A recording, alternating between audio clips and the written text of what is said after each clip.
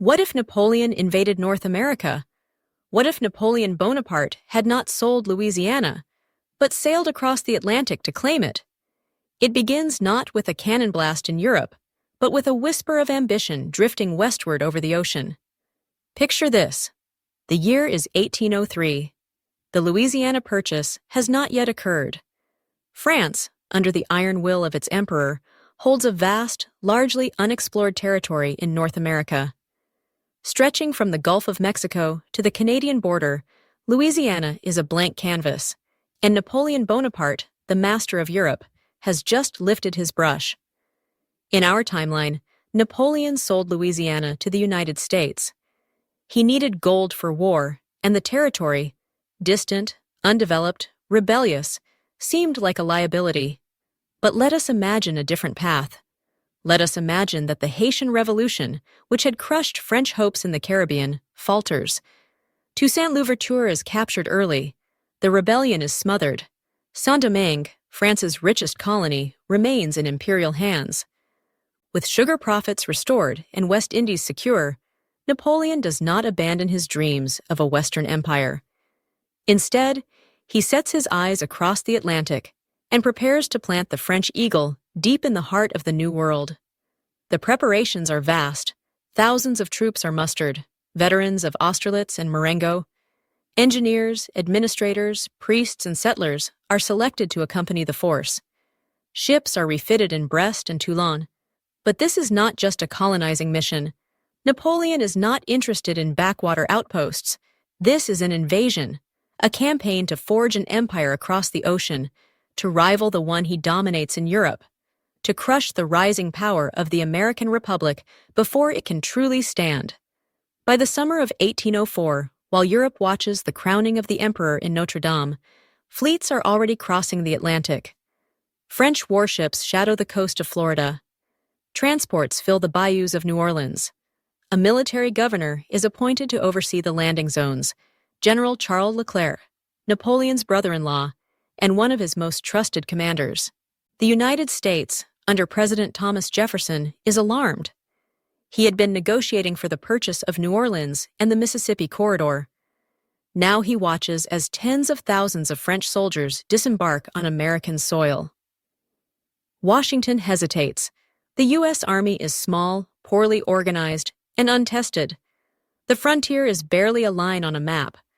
Jefferson's diplomatic overtures are rebuffed. Napoleon does not answer letters. He answers with movement.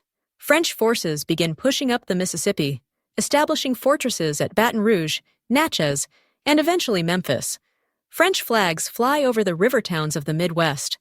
The Louisiana Territory is no longer a diplomatic question. It is a battlefield. And then, Napoleon makes his boldest move. In the winter of 1805, he crosses the Atlantic himself. A flotilla of warships, led by the French flagship Bucentaure, arrives in the Gulf. The emperor steps ashore at Mobile. It is the first time a European sovereign sets foot on American soil since the days of the conquistadors. But this is not Cortés with a handful of men. This is Bonaparte with an army behind him, with artillery, strategy, and the iron discipline of empire. He is not here to trade. He is here to conquer. And as the spring of 1806 dawns, Napoleon marches north, straight toward the Mississippi River Valley. But the Americans are not idle. In Philadelphia and Boston, in Richmond and Charleston, panic gives way to purpose. A nation forged in revolution now faces invasion. Veterans of the War of Independence dust off their muskets. Militias begin to form. Andrew Jackson, a fiery Tennessean lawyer with a talent for war, rides to rally frontier fighters. Jefferson, torn between his ideals and reality, begins coordinating with Britain, his former enemy, to stem the French tide. Strange bedfellows are made in times of survival. And in the shadows of this unfolding storm, one question hangs in the air like the smoke of cannon fire. Can Napoleon's genius stretch across oceans, or will the American wilderness be the grave of his ambition? The Mississippi flows silently, a witness to what is coming. And just beyond its banks, the first shots of a new war echo in the trees. The year is 1806, and the United States is a nation on the edge. What had once been a theoretical question debated in quiet rooms, whether the young republic could stand against the armies of Europe, is now being answered with blood. French troops have secured New Orleans and pushed deep into the Mississippi Basin, erecting fortified outposts, conscripting locals of French descent, and drawing up maps that extend the borders of Napoleon's empire all the way to the Ohio River. This is not a mere expedition. It is colonization by force. Napoleon, now physically present on American soil, is more than a commander. He is a symbol. His very arrival sends waves of panic across the fledgling United States. Reports of his movements are erratic. Some say he's moving north to St. Louis. Others whisper of a pivot east toward Kentucky. The Mississippi River, once the lifeblood of Western trade, has become a boundary between freedom and empire. And then, on a rain-swept morning near the town of Natchez, the first American resistance crystallizes. A coalition of Tennessee and Kentucky militia, led by none other than Andrew Jackson, confronts a French vanguard attempting to secure the eastern bank. The Americans are poorly equipped, muskets passed down from their fathers, little training, no formal uniforms. But what they lack in structure, they make up for in fury. Jackson, ever the firebrand, delivers a speech under the gray sky. This land is ours, bought with the blood of liberty. If Bonaparte wants it, let him wade through our dead to claim it. The battle is savage. French lines, drilled and professional, press forward with bayonets and artillery. The Americans fight from trees, ditches, and riversides. It is not elegant warfare. It is war born of desperation. For hours, the fields echo with gunfire and smoke. When the sun sets, hundreds lie dead on both sides, and the French advance is stalled, for now. Jackson is wounded but survives. More importantly, the myth of French invincibility has cracked. Back in Washington, President Jefferson faces an impossible choice. The U.S. Navy is meager. The Army is scattered and untested. Congress, divided between hawks and pacifists, argues furiously. But the threat is no longer distant. French scouts have been spotted near the Ohio. Rumors speak of a second wave of troops disembarking from French ships in the Gulf, this time supported by Haitian and African auxiliaries. Napoleon is building not just an occupation force, but a colonial society, one that mirrors the rigid hierarchies of Europe, complete with nobility, military governors, and Catholic clergy. In desperation, Jefferson sends emissaries to London. Yes, London, the same empire the United States had fought a revolution to escape. But in this new world, yesterday's enemy becomes today's ally. Britain, at war with France and Europe, seizes the opportunity. Prime Minister William Pitt the Younger agrees to assist the Americans, not out of kindness, but out of strategic necessity. A French North America would threaten British Canada, disrupt Atlantic shipping lanes, and tip the balance of power across the globe. British ships begin arriving in Chesapeake Bay. Supplies, cannons, and Royal Marines follow.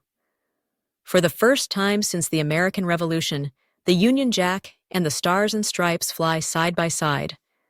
Meanwhile, Napoleon pushes north.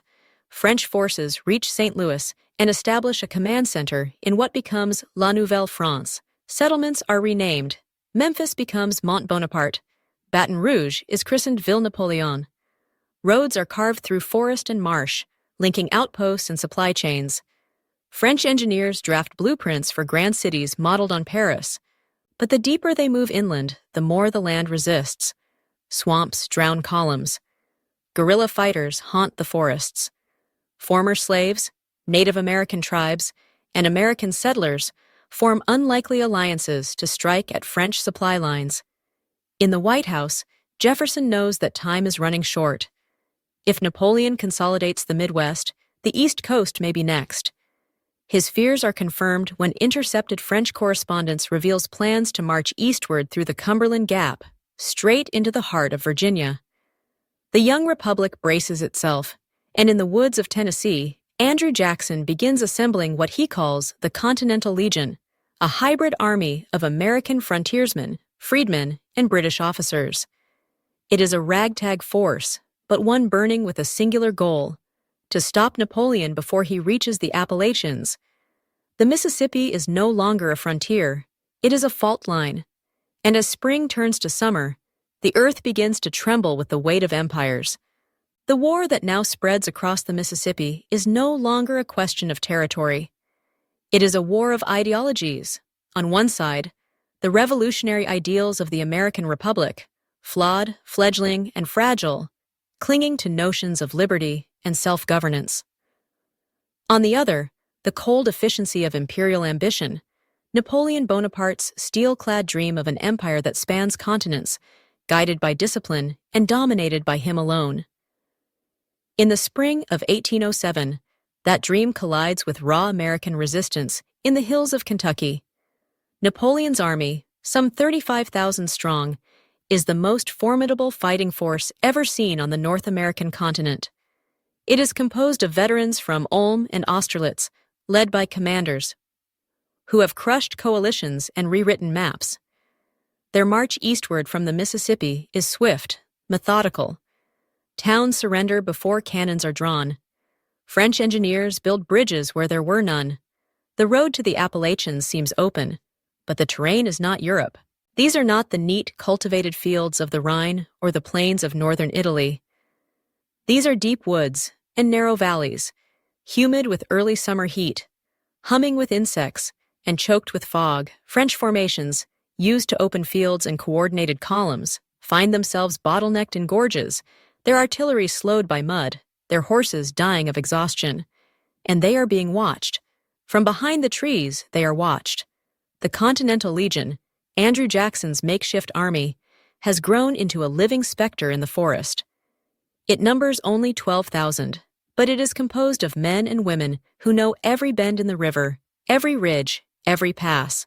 Some are former slaves who escaped the French camps. Others are Cherokee and Creek warriors who fear Napoleon's encroachment more than they ever feared Washington's treaties. And then there are the settlers, hunters, trappers, farmers turned freedom fighters, men who buried sons in the first battles and now sharpen knives for vengeance. Jackson, savage and unrelenting, wages a war of attrition. He does not meet the French head-on. He strikes their supply wagons, burns their bridges, poisons wells. He sends scouts to slice the ropes of pontoon crossings at night. Entire French platoons vanish into ravines without a single musket fired. In the French camps, fear begins to fester, fear not of a great army, but of an invisible one. But Napoleon is not so easily unnerved. He understands the nature of guerrilla warfare. He had faced it in Spain, and he adapts quickly. He divides his forces into smaller units. He authorizes brutal reprisals. Entire villages are razed in retaliation for attacks.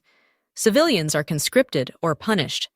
It becomes a war of ghosts and fire, of torches in the trees and screams in the night. The Kentucky hills become a cauldron of hatred and smoke. And then comes the moment everything changes. It is late June, and the French prepare to push through the Cumberland Gap, a narrow pass that leads from Kentucky into Virginia. Controlling it would allow Napoleon to breach the Appalachian barrier and open the road to Richmond, and perhaps even Washington itself. But Jackson is waiting. Using old British maps and Cherokee scouts, he orchestrates a trap worthy of Caesar himself. His men fell trees to block retreat. They bury explosives scavenged from British shipments under shallow soil. Sharpshooters take positions on high ridges. And when the French column begins to move through the gap, nearly 9,000 men, they are caught in a furnace of lead and fire. The Battle of the Cumberland Gap is not a battle in the traditional sense. It is an annihilation. French soldiers fall in droves, pinned from both sides, unable to maneuver. Cannons meant for sieges cannot fire upward. Horses panic and tumble into ravines. When the smoke clears after 2 days, over 6,000 French troops are dead or missing. It is the worst defeat Napoleon has suffered since Egypt. News of the disaster spreads like wildfire. In Washington, church bells ring. Jefferson proclaims a national day of thanksgiving. In London, Prime Minister Pitt orders a doubling of British aid. Even in Spanish Florida, Uneasy colonial governors begin to consider alliances with the Americans, and in Paris, whispers begin, quiet but persistent, that the emperor may have overreached. But Napoleon is still Napoleon. He does not retreat. Instead, he doubles down. He summons reinforcements from the Caribbean. He orders more ships to sail from Brest. He writes to the Pope to appoint a new bishop of New Orleans, preparing for a long occupation. And he dispatches General Davout, the Iron Marshal, to lead the next phase of conquest. This is no longer a raid. This is now a crusade. The Mississippi Basin burns, and yet, beneath the smoke, a strange alliance is forming. American rebels, British soldiers, escaped slaves, native tribes, all bound by the singular need to stop the empire before it consumes everything. And somewhere in the hills of Virginia, Jackson sharpens his saber and mutters the words his enemy once lived by. If you want peace, prepare for war. By late summer of 1807, the war for North America has entered a new and darker chapter. The failure at Cumberland Gap was more than a tactical defeat. It was a tear in the myth of French invincibility. And like all empires before it, Napoleon's machine now begins to strain under the weight of distance, attrition, and rebellion. His vision of a seamless transatlantic dominion, governed from New Orleans to Quebec, has begun to splinter into brutal pockets of resistance. But if history has taught us anything, it is this. Napoleon does not crumble. He recalculates. Across the Atlantic, France mobilizes. New regiments are drawn from across the empire. Polish cavalry, Bavarian infantry, Swiss engineers, and even hardened veterans of the Peninsular War. 40 ships are fitted for deployment, loaded with men, horses, and supplies. The orders are clear. Reinforce New France, crush the American insurgents, and secure the eastern seaboard before winter. At the helm of this new wave is Louis-Nicolas Davout, Napoleon's most disciplined and ruthless marshal. Known as the Iron Marshal, Davout had once routed entire Prussian armies at Auerstedt. Now he is tasked with breaking the spine of American resistance. His plan is brutal in its clarity. Rather than chasing guerrillas through forests, Davout intends to cut off their oxygen. He targets supply routes, food sources, and morale. Towns suspected of harboring rebels are burned. Civilian populations are relocated to controlled zones. The Mississippi is patrolled by French gunboats, its tributaries choked with floating checkpoints.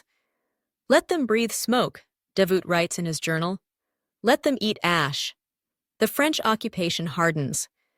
In New Orleans, French becomes mandatory in schools. Newspapers are censored. Churches are repurposed as military barracks. Property is seized under imperial decree. Thousands of enslaved Africans are transported from Saint-Domingue to work the plantations, now under military supervision. A new colonial elite, loyal to Paris, begins to form. A mix of French officers, Creole nobility, and Caribbean planters who see opportunity in Napoleon's expansion. But for every man who joins the empire, 10 rise against it. In the backwoods of Tennessee and the river valleys of Ohio, rebel cells emerge. Small, mobile units who know the terrain better than any general from Europe. They cut telegraph lines, assassinate French officers, and destroy rail and road projects before they can begin. American women serve as couriers and informants. Runaway slaves join native scouts to form what becomes known as the night regiments, fighters who strike under moonlight, disappear by dawn, and leave behind only the mark of a burning tricolor banner. In Virginia, Andrew Jackson convenes a secret war council. He is gaunt, scarred from battle, and barely sleeps, but his voice is steady.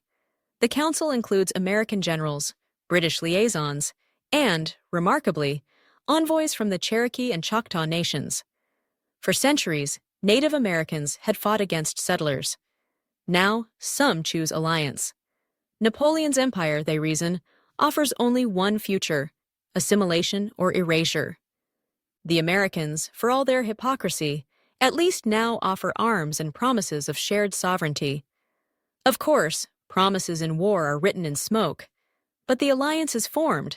They call themselves the Continental Pact, and their plan is desperate. They intend to strike at the heart of Napoleon's occupation, not in the forests, but in the city of New Orleans itself. It is madness, some say. The city is heavily fortified. French troops garrison every corner. The Mississippi bristles with ships, and yet, the very audacity of the plan makes it possible. No one expects the rebels to march on the empire's capital in the Americas, and that, Jackson believes, is the only reason it might succeed. The preparations begin in secret. British frigates in the Caribbean are diverted toward the Gulf under false flags. American militias gather near Baton Rouge under the guise of retreat. Native scouts chart hidden bayous through the Atchafalaya Basin. Saboteurs infiltrate the city ahead of time, posing as merchants, cooks, and even priests. And on a humid September night, under the cover of a hurricane that lashes the Gulf Coast with rain and lightning, the attack begins. It is not a siege. It is an eruption. Fires burst through the merchant district. Explosives tear open the armory walls. Rebel ships slip past the harbor defenses under cover of storm and smoke. By dawn, the French command in New Orleans is in chaos. Davout is still en route. The garrison, though professional, is overwhelmed by the sheer unpredictability of the assault. Whole neighborhoods rise in rebellion. Jackson enters the city at the head of a ragged army soaked in rain and mud. Behind him ride British dragoons, Cherokee lancers, and freedmen carrying captured French flags. He does not pause. He marches straight to the governor's palace, once the residence of Napoleon's military governor, and hangs a banner from its highest window. It bears no insignia, only the words, "Republic, not Empire." The city is liberated, but not secure. French reinforcements are already sailing up the Mississippi. The British Navy prepares for open war in the Gulf, and Napoleon, furious in Paris, dispatches a final message to Davout: "Crush them, or die trying." As the smoke clears over New Orleans, the fate of the continent balances on a knife's edge. Autumn 1807. New Orleans burns, not from French torches, but from the fires of rebellion. The surprise assault led by Andrew Jackson and the Continental Pact has stunned the world. What was once the crown jewel of Napoleon's American ambitions now lies in rebel hands. Reports ripple across the Atlantic like a crack through glass. In Paris, the emperor rages. In London, the prime minister toasts. In Washington, Jefferson weeps quietly, half in relief, half in fear of what's to come. But liberation is not peace, and what Jackson knows, perhaps better than any other, is that retaking a city is easy compared to holding it. Within days of the city's fall, French ships begin blockading the mouth of the Mississippi. Gunboats swarm the river like hornets, cutting off trade and supplies. Davout arrives upriver with 25,000 troops and vows to retake New Orleans before the year ends. His strategy is merciless: surround, starve, crush. Inside the city, Jackson prepares for a siege unlike any the continent has seen. He transforms New Orleans into a fortress. Barricades are raised across every boulevard. Cannons are mounted not just on ramparts, but from rooftops and steeples. Churches become command posts. Mansions are stripped of wood for fuel. Food is rationed to the ounce. Everyone fights: men, women, children. Former slaves and freedmen, inspired by the prospect of a republic without chains, take up arms alongside British Marines and Cherokee scouts. Jackson sets the tone early. His message to the people is simple and brutal. If we lose here, we lose everything. There will be no surrender, only survival. The siege begins on October 3rd. Davout's forces encircle the city from the north and west, while French ships tighten the noose from the Gulf. Artillery pounds the ramparts day and night.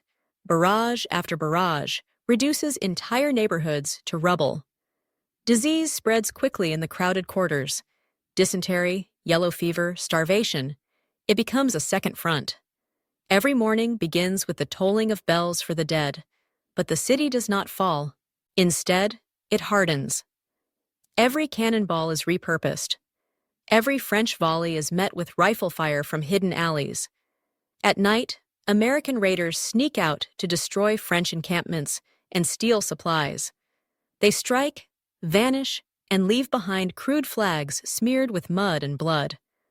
The words etched into them speak for all. We remember Cumberland. As the weeks stretch into December, the siege transforms into a war of wills. Davout escalates. He orders incendiary bombardments. Buildings that survive the initial shelling are lit aflame. Refugees attempting to flee are turned back at bayonet point. In a move that shocks even his own officers, Davout has the river levees breached, flooding the outskirts of the city to drown rebel positions. Hundreds perish in the waters. And yet, New Orleans holds. Why? The answer is both strategic and spiritual. Strategically, Jackson's alliance has proved more formidable than anyone expected. British naval officers have slipped ships through the blockade under cover of fog and fire, bringing desperately needed powder and food. The Creek and Choctaw scouts harass French supply lines in the swamps, disrupting Davout's logistics. Rebel agents in Baton Rouge feed disinformation into French channels, convincing Davout that British reinforcements are days away when they are, in fact, weeks. But beneath that, something deeper stirs. The people of New Orleans, once fractured by language, race, and class, have found a strange unity in the crucible of resistance. French-speaking Creoles fight beside English-speaking farmers. Enslaved men, once forced to build the very roads French troops now march upon, sabotage those paths with explosives and traps. Catholic priests hold Mass beside Anglican ministers and tribal elders. What unites them now is not nationalism, but defiance. And so, on Christmas Eve of 1807, Davout gives the order for a final assault. He calls it le couteau, the knife, a concentrated strike aimed at splitting the city in two. He believes morale is broken. He believes the defenders, exhausted and starving, will crumble under one last blow. He is wrong. The French columns march under cover of cannon fire and winter mist. They breach the first barricades, then the second. Bayonets clash in narrow streets. The fighting is hand-to-hand, every window a sniper's nest, every doorway a battlefield. It becomes impossible to distinguish officer from soldier, civilian from fighter. It is chaos. And then, from Jackson's command center atop the old Ursuline convent, a horn sounds. It is not military, it is ancient. A signal from the Cherokee, announcing the arrival of fresh warriors from the north. Within minutes, the French columns are ambushed from behind. British reinforcements, delayed by storms, arrive on the eastern flank. A tide turns. By dawn on Christmas Day, the French lines collapse. New Orleans has not merely survived, it has triumphed.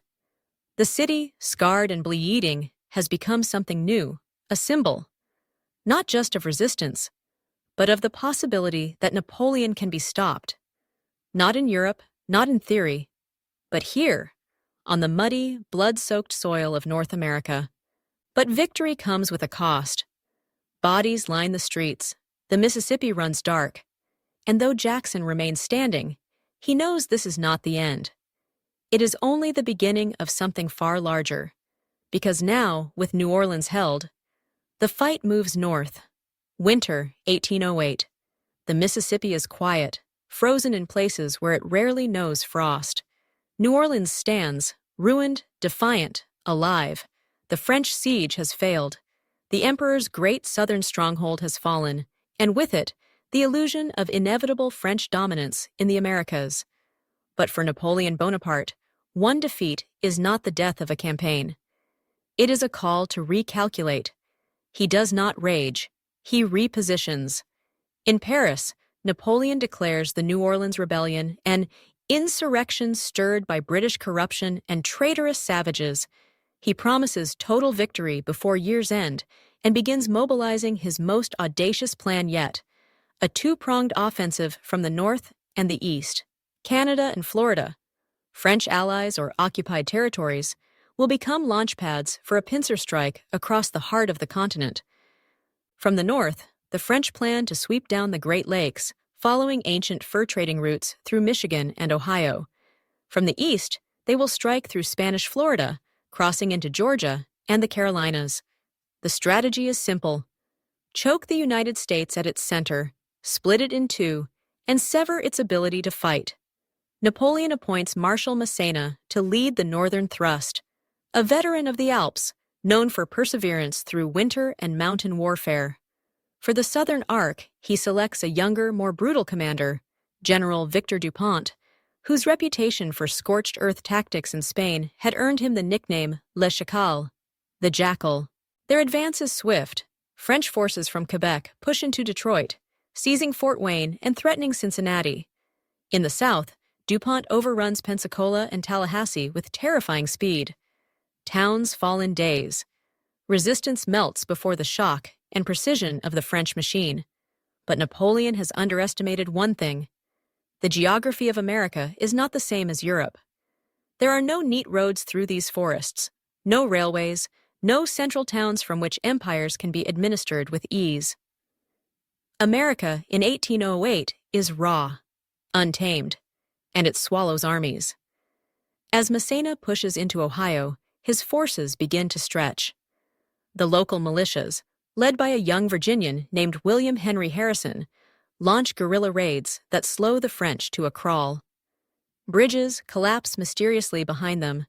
Maps prove false. River crossings become ambushes. Food runs low, frostbite sets in. The men begin to call this place La Glace Maudite, the cursed ice. Worse still, the British strike.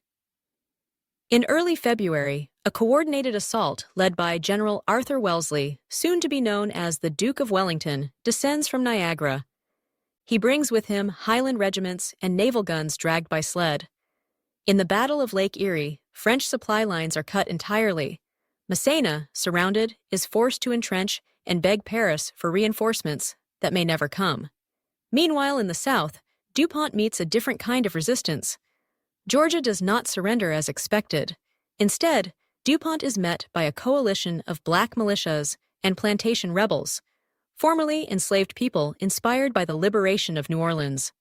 With the support of British naval firepower off the coast and American militias on land, these forces begin turning the pine forests of southern Georgia into a death trap.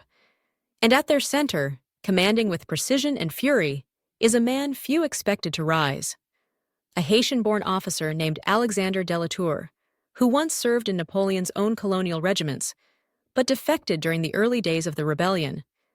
De la Tour, fluent in French and English, becomes the nightmare of Dupont's army, striking hard, disappearing faster, and rallying oppressed populations wherever he moves. Dupont responds with fire.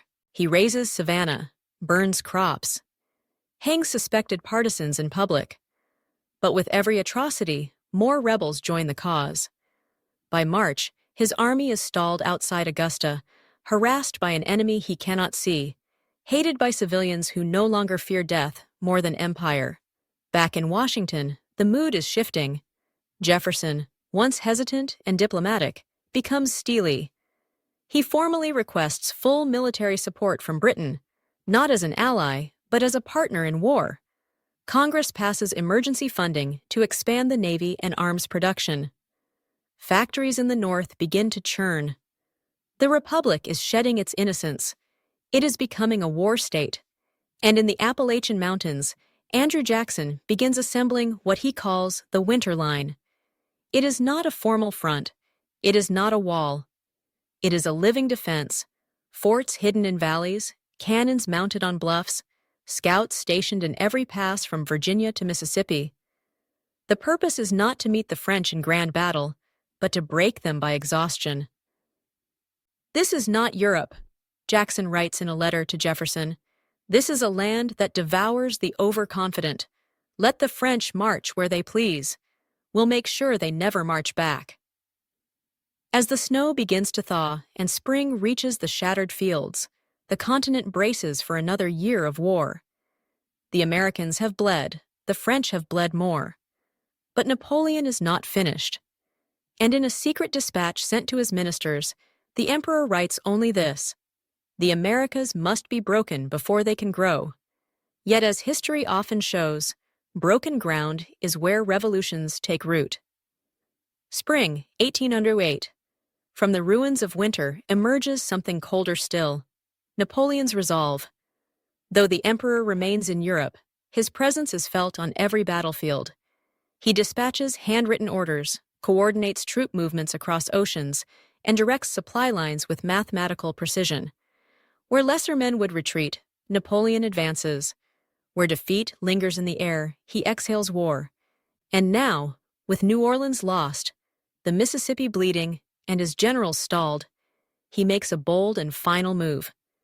Napoleon orders the full might of the French Atlantic Fleet, hardened at Trafalgar, reborn in Brest, to cross the ocean and establish a second front. But this time, not in Louisiana, in New York. It is a maneuver as shocking as it is brilliant. The Americans, exhausted by Southern battles and frozen Northern campaigns, do not expect an assault on their very heart. The Northeast has remained mostly untouched, a quiet bastion of industry and politics. But Napoleon knows that to kill a republic, one must strike its brain, not its limbs. By June, dozens of French warships gather off the coast of Nova Scotia. Under the command of Admiral Villeneuve, redeemed after years in the shadows, they sail down toward Long Island, escorted by thousands of troops. Their objective: seize New York City and use it as a beachhead to shatter the American coast from within. The fleet arrives on a fog-laced morning, slipping past early warning beacons. Cannons thunder across the harbor. Brooklyn erupts in flame. The city descends into chaos. Panic spreads as rumors flood the streets. The French are here. Napoleon is coming. New York will fall by nightfall. But New York is not unguarded. Within hours, American regiments under General Winfield Scott established defensive lines through Manhattan's grid. Volunteers flood in: dock workers, farmers, freedmen, and even British sailors from Allied ships. Rooftops become sniper nests. Barricades rise from overturned carts and shattered brick. Church bells become signals of assault. The city prepares not to flee, but to fight. The Battle of New York begins. It is unlike any the continent has seen. Naval shells rain down from the Hudson as French Marines storm the docks. They capture Battery Park and press north, only to meet fierce resistance near Wall Street. The cobblestones run slick with blood. Bayonets clash in alleyways. Cannon fire echoes between buildings. General Scott, cool-headed and calculating, does not attempt to repel the French in open street battles. Instead, he draws them deeper into the city, into a maze of traps, fires, and ambushes. Entire French companies vanish in the smoke of collapsed buildings and rigged powder caches. Bridges are cut behind them. And when they finally reach Central Park, still a wild expanse at this time, they find themselves surrounded. It becomes a slaughter. Admiral Villeneuve orders a naval retreat. But American gunboats from Philadelphia and Boston arrive just in time to close the harbor's throat. In the ensuing naval melee, 5 French ships are sunk, including the flagship Gloire, which explodes in a ball of fire visible from New Jersey. Hundreds drown, thousands surrender. New York stands. And in its standing, something changes. Until now, the war had been desperate, defensive, always reacting, always bleeding. But after New York, the tide begins to turn. Across the country, the news is met with disbelief, then celebration. Church bells ring not for mourning, but for victory. Jefferson declares the last week of June Republic Week, a symbol of endurance. Cities from Boston to Charleston light bonfires. And for the first time, international powers begin to reconsider their loyalties. Spain, long France's uneasy partner, quietly begins withdrawing troops from Florida. Austria increases pressure on France's eastern border. Even Russia, unpredictable and proud, sends observers to America, curious about the young republic that had now withstood the might of the greatest general in modern history. But Napoleon is not deterred. If anything, he becomes colder. In a series of encrypted letters to Davout, he lays out his final vision for North America, not as an extension of France, but as a new imperial core, a land to be reshaped in his own image. Let Paris be the heart, he writes, but let Louisiana be the sword. He orders the construction of massive fortresses along the Mississippi, Verdun-style redoubts meant to hold for decades. He commands the mass conscription of settlers in French-controlled territories, offering land and titles in exchange for loyalty. He revives ancient Roman strategies, roads, aqueducts, grain depots, even planned cities. The dream is no longer conquest, it is permanence. But dreams require resources, and the war has drained France. Gold flows out faster than it flows in. Rebellions simmer in Corsica, Italy, even Brittany. Napoleon's armies stretch thin in Spain and Germany. The cost of holding a fractured empire across two continents begins to bite. Meanwhile, in America, Jackson, Jefferson, and Wellington form an unlikely triumvirate. They convene in secret, deep within the Blue Ridge Mountains, to draft what will become the Articles of Continental Defense, a doctrine of total war. No quarter given to the French occupiers, no land traded, no peace signed unless Napoleon is pushed back to Europe entirely. It is in this meeting that Jackson utters the now famous words, "We don't just fight to survive anymore, we fight to define the world." And so, as the summer sun scorches the shattered fields from Georgia to Ohio, both sides prepare for the next blow. Because the French are wounded, but not dead. The Americans are rising, but not whole.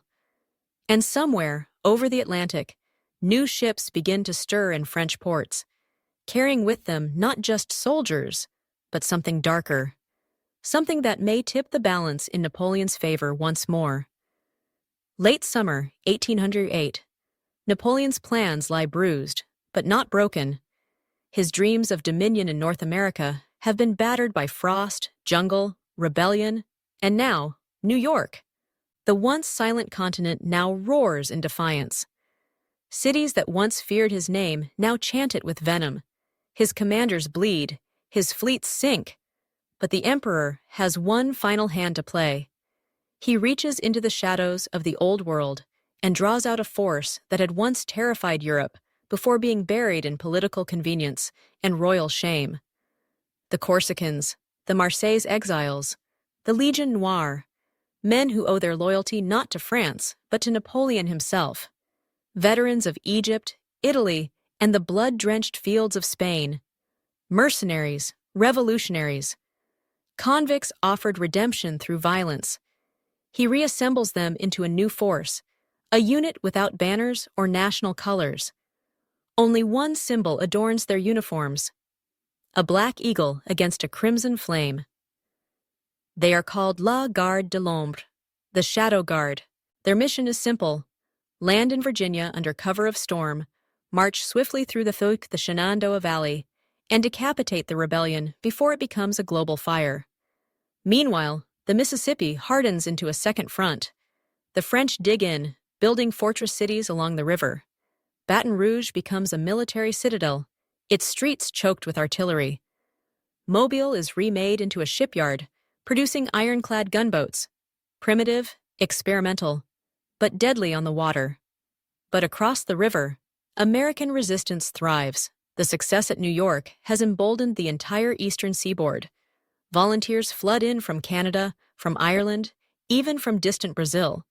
Revolutionaries seeking the last battlefield of freedom. Weapon shipments from Britain grow bolder, more frequent. Rumors swirl of Prussian officers arriving in disguise to study Jackson's tactics. And in the north, General William Henry Harrison, hardened by a year of brutal skirmishes, begins preparing for a grand push west, toward the Mississippi itself. His forces are better trained, better armed, and most importantly, unified. But it is in Virginia where the next fire will be lit. Late September, the Shadow Guard lands near the mouth of the Rappahannock River. No declaration, no parley, just silence, and then slaughter. They burn plantations and powder depots alike. They hang American scouts and leave their bodies as warnings. They do not take prisoners. It is not war, it is terror, and they are fast. Within days, they are only 60 miles from Richmond. The state capital is thrown into chaos. The local garrison is unprepared, scattered militia, bureaucrats, and elderly volunteers. Jefferson, now 65 and weary from years of leadership, is evacuated under British escort. The symbolism is unbearable, the author of liberty fleeing before the shadows of tyranny. But one man stands in their path. Andrew Jackson. He does not wait for reinforcements. He does not retreat to Washington. He meets them head-on with a force of 8,000 irregulars and the remnants of the Creek and Cherokee riders. His men are outnumbered and outgunned. The French shadow guard is faster, better equipped, fanatical. The two forces clash at a small town called Ashland, a town that history never remembered until now. The Battle of Ashland is not glorious. It is not recorded in paintings. It is savage, close, and primal. Fog rolls in from the nearby river, and gunpowder clings to the air like poison. French mercenaries sweep through farms, only to be torn apart by American ambushes from haylofts and cellar doors. Jackson is everywhere. He rides the line, saber in one hand, shouting orders hoarse with fury. His uniform is stained with mud and blood. He is wounded, again, but he does not fall. By midnight, the shadow guard is in retreat, and Jackson, against all odds, holds Virginia. It is a turning point, not because of numbers, not because of territory, but because the myth of Napoleon's invincibility dies a second time, this time in the very heart of the land he sought to conquer. The French do not retreat completely. They slither into the woods, regroup along the Piedmont, and prepare for another strike. But the spell is broken, the shadow guard has bled, and the Americans now believe something dangerous, something powerful. They can win. News of the battle spreads like wildfire. In New Orleans, freedmen march in parades wearing homemade uniforms. In Ohio, children are named Jackson and Ashland. In London, Parliament debates full-scale war against France in the Americas. And in Paris, for the first time since the Louisiana campaign began, Napoleon's ministers speak the word they had dared not utter aloud: withdrawal. But Napoleon does not flinch. Instead, he drafts a new doctrine, harsh, unrelenting, imperial. All who resist the will of France are enemies of civilization. The land will be remade, or it will burn. And so, as autumn dies and the first snow falls across Virginia's blood-soaked fields, a new chapter begins. Not a war of conquest, but a war of annihilation. Winter tightens its grip across North America in 1809. The bloodshed of previous years has carved deep scars into the land and its people. Cities smolder, forests burn, entire regions lie desolate. Napoleon's campaign, once a vision of empire, has evolved into a brutal contest for survival. A war where mercy is scarce, and every inch of soil is soaked in ash and sorrow. In the aftermath of the Battle of Ashland, the French resolve hardened into ruthless determination. Davout, wounded but unyielding, now leads a campaign designed not to win hearts, but to break wills. His orders echo through the ranks. Destroy everything that sustains the enemy. Leave no refuge. Burn their fields. Poison their wells. Scatter their people. The Mississippi Valley becomes a wasteland. Baton Rouge and Natchez are leveled. Plantations that once produced wealth for the empire are razed to the ground. Crops are set aflame before harvest. French soldiers sweep through villages, forcibly relocating inhabitants to camps where starvation and disease lurk. The Black River runs thick with debris and blood. Yet, this scorched earth policy breeds desperation and resistance. Andrew Jackson, now a legend among his people, adapts. The Continental Pact fractures into smaller mobile warbands, fighters who abandon fixed positions to embrace hit-and-run tactics. Their knowledge of terrain becomes a weapon. They harass French supply convoys, sabotage communication lines, and melt into the wilderness before counterattacks can be mounted. In Virginia, the war assumes an even darker character. Napoleon orders General DuPont to crush the Appalachian resistance with brutal efficiency. Towns suspected of harboring rebels are burned with little distinction between combatants and civilians. Entire families are executed as traitors. Churches become prisons. The cries of children mix with the crackle of burning homes. It is a reign of terror that chills the spine, but the American spirit, though battered, remains unbroken. In the towns of the Carolinas and Tennessee, clandestine networks smuggle weapons and food into rebel enclaves. Native American tribes, once divided, forge fragile alliances under Jackson's leadership, motivated by the shared goal of survival and sovereignty. The war becomes not just a struggle for territory, but a fight for identity. Meanwhile, across the Atlantic, the tide in Europe turns against Napoleon. His empire weakens under the pressure of coalitions, economic strain, and political unrest. Letters from his ministers warn of shortages of men and materials. Yet, Napoleon remains obsessed with his North American ambitions, seeing the continent as a prize worth every sacrifice. In the midst of this chaos, a new player emerges. Britain, long an ally of the American resistance, grows increasingly wary of the conflict's toll. Parliament debates whether to push for peace or escalate. The British East India Company sees opportunities in the distraction of French forces, and behind the scenes, secret negotiations begin, some seeking to end the war, others hoping to redraw the map entirely. In the smoky war rooms of Richmond, Jefferson contemplates a future ravaged by endless conflict.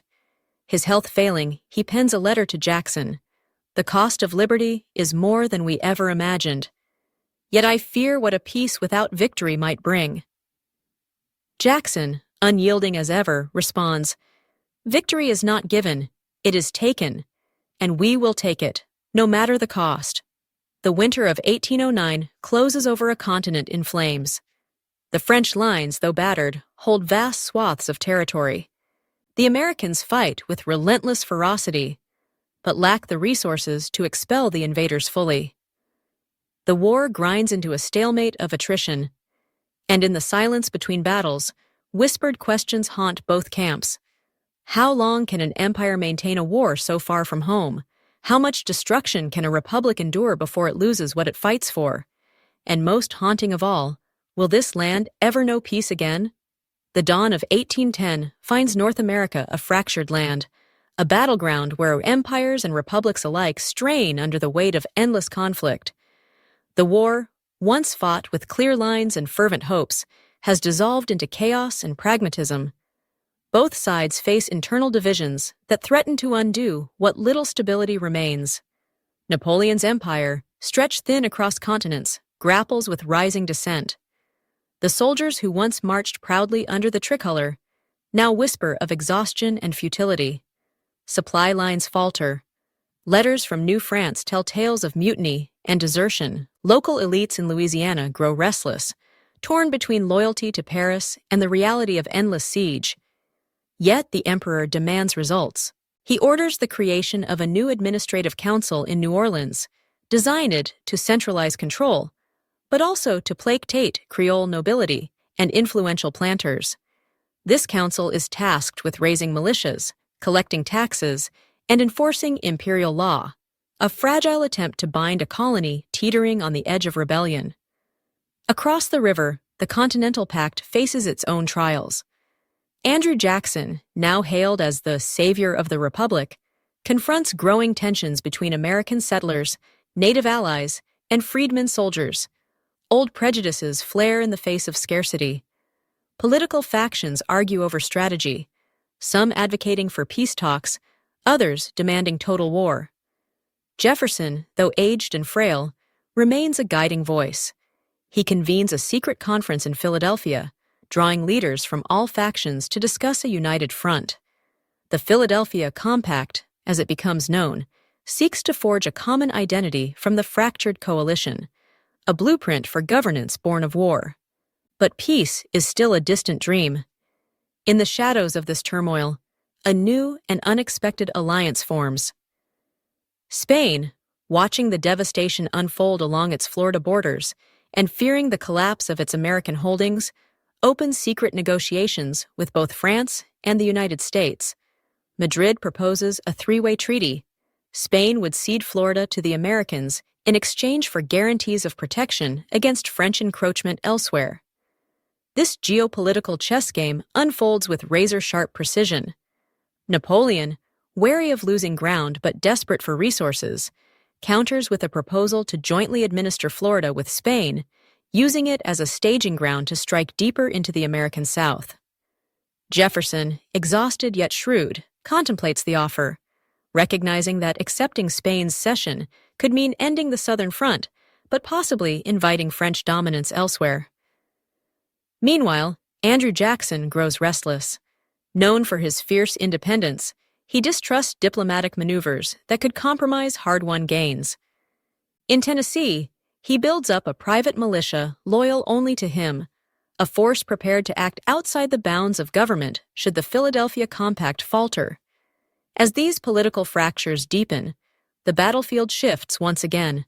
French forces launch a coordinated offensive along the Ohio River, aiming to split the American territories. General Massena returns from Europe with fresh troops, supported by the industrial output of French-controlled ports. The Americans scramble to respond, but resources are stretched thin. Amid this, a brutal winter siege engulfs the town of Louisville. For weeks, both sides endure starvation, cold, and constant skirmishes. The siege becomes a grim symbol of the war's grinding toll, no longer fought over glory, but survival. In the heart of this storm, a question grows louder in the minds of many. Is this war sustainable, or is the continent doomed to fragmentation, a patchwork of empires, republics, and warlords carved from the ashes of an endless conflict? As 1810 draws to a close, the stage is set for a reckoning. The year is 1811. The vast lands of North America, once filled with hope and ambition, now lie scarred, fractured, and drowning in blood. What began as a grand vision of empire and revolution has decayed into a brutal, grinding conflict that has claimed the lives of tens of thousands. The dreams of Napoleon Bonaparte and the aspirations of the fledgling American Republic have both been shattered on the same battlefields, buried beneath the relentless march of war. Napoleon's imperial dream, stretched thin across oceans and continents, begins to unravel. In New France, the once proud and disciplined French forces face mounting desperation. Marshal Louis-Nicolas Davout, the Iron Marshal, commands a shadow of the army he once led with such ruthlessness. Disease ravages his ranks, supply lines are choked by British blockades and partisan attacks, and morale plummets. The Creole elite in Louisiana, initially eager to embrace imperial rule, grow increasingly resentful. Taxes levied to fund the war spark unrest. Local militias desert. Whispers of rebellion echo through the bayous. The once vibrant cities of Baton Rouge and Natchez have become ghost towns, their streets empty except for French patrols and the cries of the displaced. Across the Atlantic, Europe's political landscape shifts ominously for Napoleon. Coalitions of Austria, Russia, and Britain tighten their grip, pressing the emperor on multiple fronts. French forces are increasingly recalled from the Americas to fight the mounting pressures at home. Letters from his generals plead for reinforcements and resources, but the motherland's coffers and manpower dwindle. The emperor's gaze remains fixed on his overseas holdings, yet his capacity to influence events across the ocean wanes. Meanwhile, the American Republic teeters on the brink of internal collapse, even as it fights to survive externally. Andrew Jackson, hailed as the indomitable savior of the Republic, struggles not only against the French invaders, but also with fractures within the Continental Pact. Freedmen who have fought and died for the cause now demand full citizenship and rights, promises made in the heat of war that political factions are reluctant to fulfill. Native American allies, including Cherokee and Creek leaders, fear that the republic they have helped defend will eventually betray their sovereignty and lands. Tensions between settlers and indigenous communities flare into violence, even as the war with France continues. Political divisions deepen within the American leadership. Jefferson, aging and increasingly frail, tries to maintain a fragile coalition, but his health and influence wane. Congress debates whether to prioritize diplomacy or continue the costly war. Some leaders advocate for peace, warning that endless fighting will destroy the republic from within. Others echo Jackson's defiant call for total victory at any cost. War itself grows more savage. In early 1811, General Massena launches a surprise winter offensive along the Ohio River. His troops, battle-hardened but exhausted, push American forces back, capturing strategic forts and cutting vital supply routes. However, guerrilla fighters, familiar with the unforgiving wilderness, relentlessly harass French convoys, slowing their advance and inflicting heavy casualties. The freezing cold bites deep into both armies, and disease claims nearly as many lives as bullets. Virginia becomes a crucible of violence. The remnants of Napoleon's shadow guard, though diminished, conduct brutal raids throughout the Shenandoah Valley. Their attack on Charlottesville leaves the town in flames and its people devastated. Civilians flee or are caught between armies, caught in the merciless logic of a war that respects neither age nor innocence. The town's destruction comes to symbolize the crushing cost of this protracted conflict, where the line between soldier and civilian blurs, and victory tastes bitter. Within the diplomatic halls of London and Paris, weary leaders discuss the impossible. British envoys approach Jefferson with a conditional offer for peace, a ceasefire, and a conference to redraw the map of North America. The proposal would recognize American independence along the eastern seaboard, while ceding vast western territories to France and Spain. It is a tempting offer for a republic exhausted by war, but a bitter pill for those who have sacrificed everything. Jefferson wrestles with the choice. To accept peace on such terms risks the future of the republic itself, surrendering lands fought for and bleeding over for years. To reject it means continuing a war that drains lives and resources with no clear end. Andrew Jackson's answer is clear and uncompromising. In a fiery speech to an exhausted and embattled people, he proclaims, "We have spilled blood and sweat, and none shall barter away our land. We fight not for scraps, but for a future unshackled by foreign empires." The speech ignites the nation's remaining fervor, but also deepens political divides. Some fear Jackson's hardline stance will prolong the war indefinitely, risking the republic's collapse. As winter fades into spring, North America stands at a precipice. The armies remain locked in a deadly stalemate, the land ravaged and its people weary beyond measure.